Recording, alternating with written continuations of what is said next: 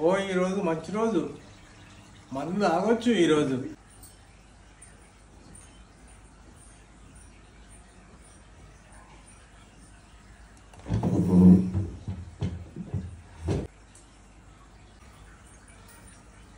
ఇదేంటండి?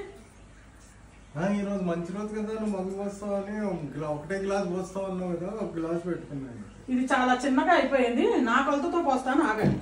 ఇది నేను పోస్తా అన్నది ఇదేంటి?